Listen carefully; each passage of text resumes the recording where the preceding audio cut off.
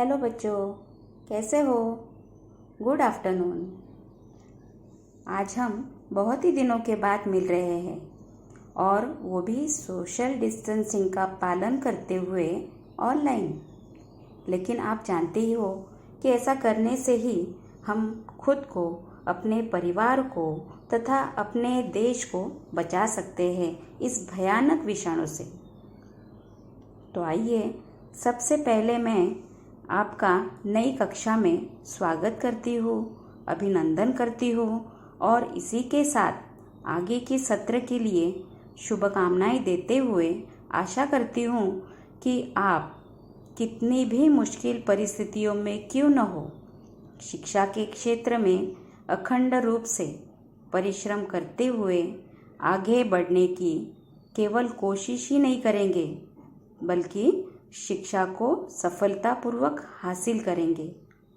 आज जैसे दुनिया भर के साइंटिस्ट दिन रात एक करके वायरस की दवाइयाँ बनाने पर सर्च कर रहे हैं, वैसे ही हम भी अपने घरों में बैठकर अपनी पढ़ाई को अधिक से अधिक प्रमाण में सफलतापूर्वक कैसे बनाएंगे, इस पर सर्च करेंगे, क्योंकि हमारे पास सोचने के लिए वक्त है, समय है अपने आप को एक अच्छा विद्यार्थी साबित करने का। तो कार्य को शुरू करने से पहले मैं आपको अपना परिचय करके देना चाहती हूँ। मैं आपकी कार्यानुभव की टीचर मिसेस मनीषा पवार।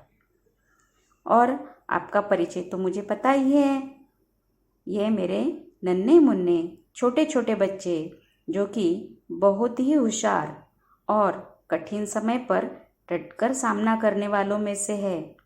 तो आइए, अपना मनोबल, आपकी इच्छा शक्ति को बढ़ाने के लिए सबसे पहले हम ईश्वर से एक प्रार्थना करते हैं। इसलिए आपको क्या करना है कि सभी बच्चों को मैं बताना चाहती हूँ कि अपना मोबाइल स्पीकर पर रखें या तो हेडफोन लगा करके सुने। सबसे पहले अपने हाथ जोड़कर मन को शांत करते हुए आंखें बंद करके केवल प्रार्थना सुने।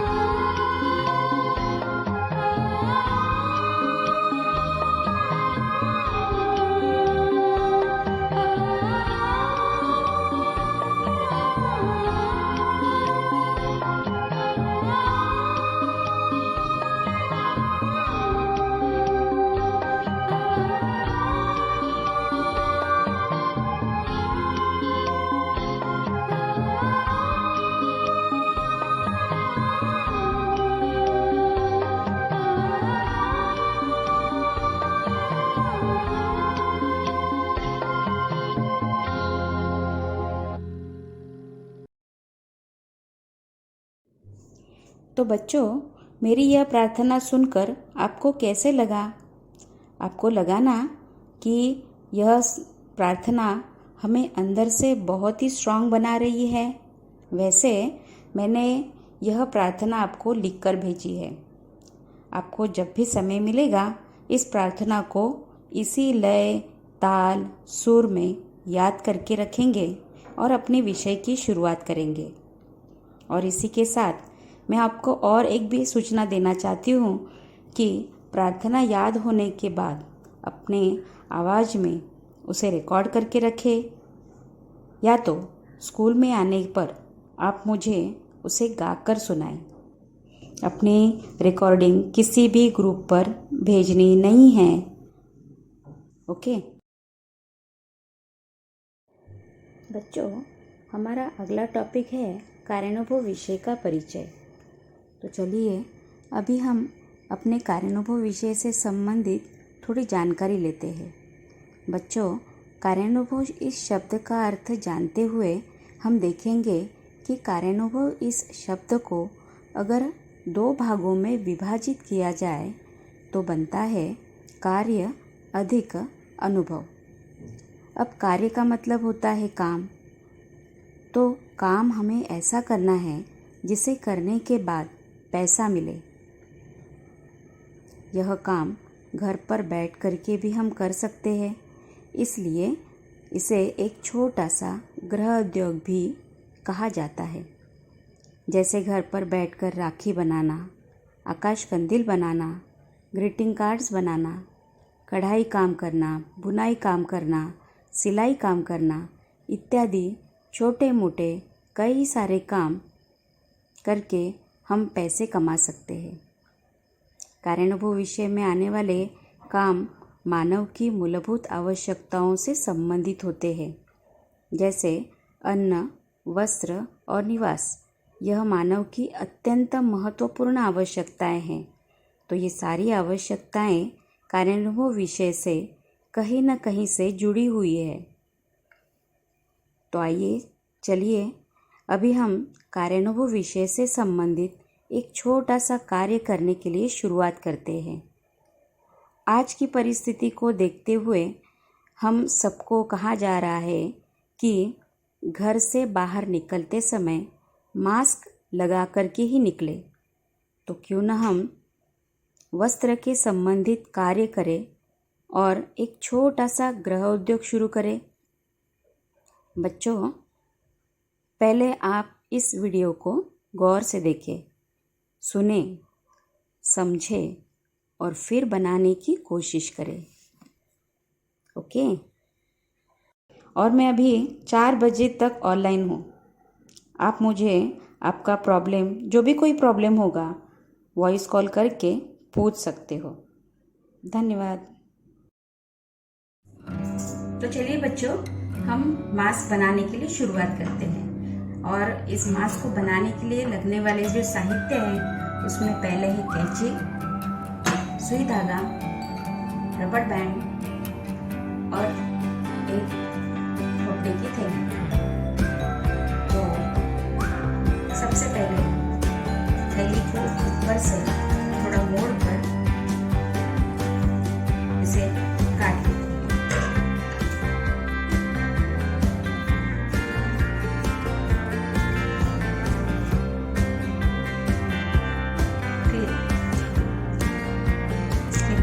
से भी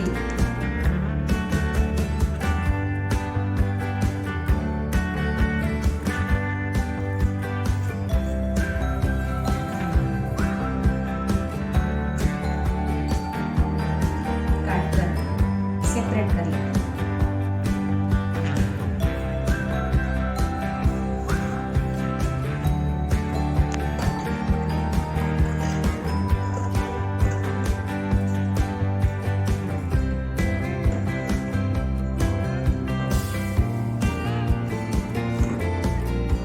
से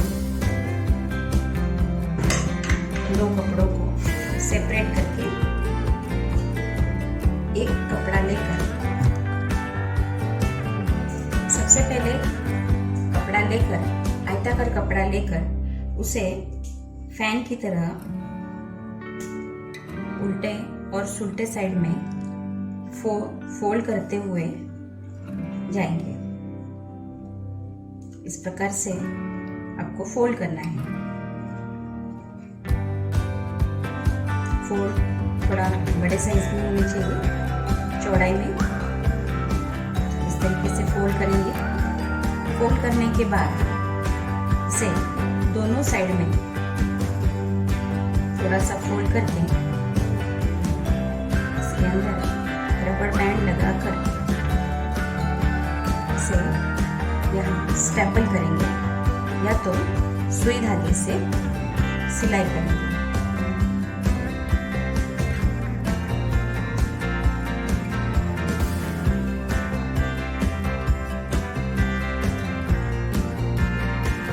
सिलाई करते जाएंगे और अच्छे से रबर बैंड इसी प्रकार से अब दूसरे ओर से भी रबर बैंड को लगाकर सिलाई करके लेनी है या तो स्टेपल करना है।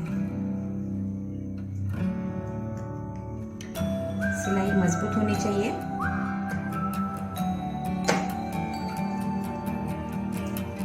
कपड़ा है इसलिए थोड़ा संभाल करके ही आप सिलाई करें।